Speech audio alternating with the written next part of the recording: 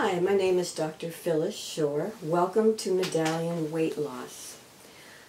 While you are viewing this video, you are welcome to push the pause button at any point along the way and refer to the various forms in your folder that I will be talking about.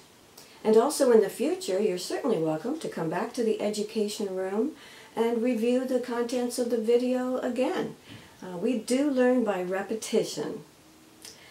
So the first thing I want to talk about revolves around the page that's called success.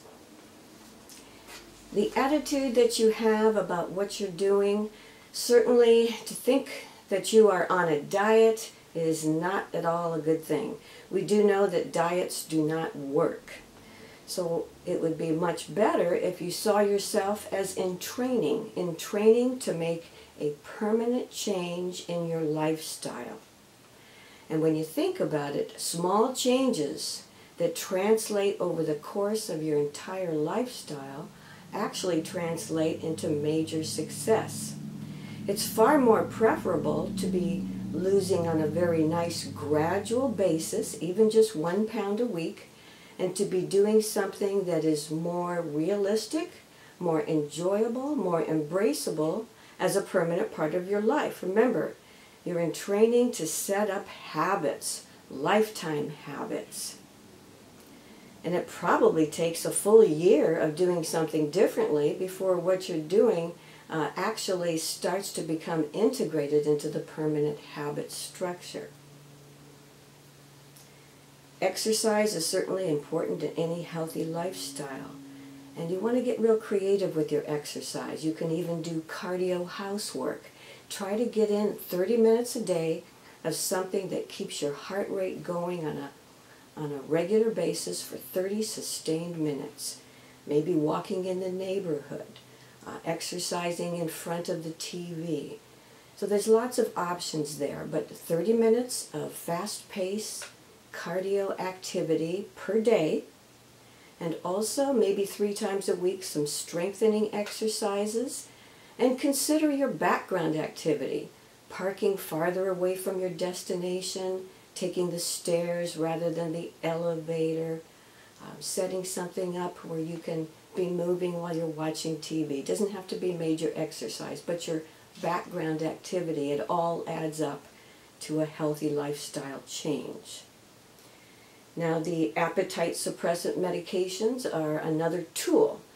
A tool that you use to help with your long-term goals of making a permanent change in your lifestyle. The appetite suppressants can be used periodically, they can be used every day, and certainly I'll be talking about that a bit later. Building your support network. Think about this. This is not just losing weight. This is building a lifestyle that is life-centered. So you want to dial in things like more hobbies, various kinds of things. If you have the internet, you can put into your search engine like Google, low-carb lifestyles, exercise plans, recipes for high-protein foods, protein smoothies, stress reduction, relaxation. All these things contribute to a healthy lifestyle. You can even get an anonymous weight loss partner on the internet. Build a support network of friends that are also interested in making positive changes. The American Society of Bariatric Physicians has designated 10% weight loss as being a success. And that means that 10%, losing 10% of your starting weight, you are likely to make a significant change in your health and well-being. And also the next handout to look at, overweight and obesity complications. 10% weight loss is considered enough to make a difference in either improving or avoiding many, if not all, of these complications. Take a look at the complications. 2 of the ones I want you to focus on would be adult onset diabetes, high blood pressure. Many patients I do have on medications for these, And even small amounts of weight loss contribute to significant improvements in both blood pressure and blood sugar. You need to be in closer communication with your family physician while you're losing the weight, because most likely the medications for high blood pressure and diabetes would need to be decreased as a person loses weight. So you need to be monitoring these things much more closely and be in much closer communication with the family doctor, who most likely will be able to decrease the doses and hopefully eventually eliminate these medications. Before I get into specifics, I want to talk about some of the concepts that are very important to understand. This is the reasoning behind the recommendations. There's a sheet that's called Protein Impact on Blood Sugar. I want you to take a look at that. It is well known that the cause for the obesity epidemic is certain foods, and these foods are also called bad carbohydrates, starches, sugars. I call them violations. The starches: bread, cereal, rice, pasta, potatoes, tortillas. There's an enzyme in the saliva. So as soon as a person starts chewing on these starches are broken down into simple sugars. If you keep these foods in your mouth long enough, you're eventually going to taste sweet. And they are absorbed into the bloodstream quite rapidly. And that rapid rise in blood sugar actually results in a very good feeling. And unfortunately, that good feeling is linked to these bad foods in a very powerful, primitive, subconscious part of the brain.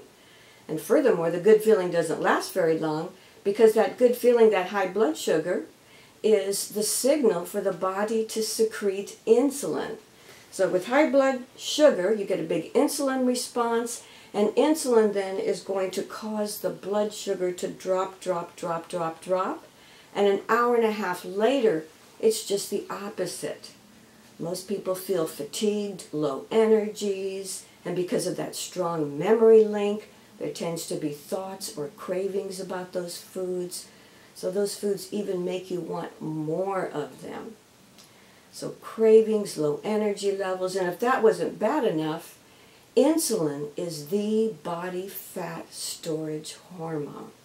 And when you think about this impact, this up and down effect on blood sugar, eating a mostly carbohydrates, it tends to draw the focus in your life more toward eating, more toward food, a food-centered life. Some people describe themselves as being very addicted to these foods. And certainly unstable energy levels, the high insulin response, a high tendency to store fat. So all of this contributes to the obesity epidemic. Now think about a couple of other things. Protein and also fiber, more specifically the soluble fiber, examples being psyllium, flaxseed. Protein and fiber significantly slow the absorption of the sugars from the stomach into the bloodstream. So if you keep your protein and fiber up at every meal, what's going to happen is, even if you do have a bad carbohydrate, because of the slowing of the absorption, the blood sugar is not going to rise nearly as high nor as quickly, so you're going to have a more even keel on blood sugar, and also therefore lower insulin. And that results in more of a tendency to be life-centered, more energy levels, better energy levels, less of a tendency to store fat because of the lowered insulin. And all this contributes to a life center. And that's important, because all of this contributes to that long-term habit formation.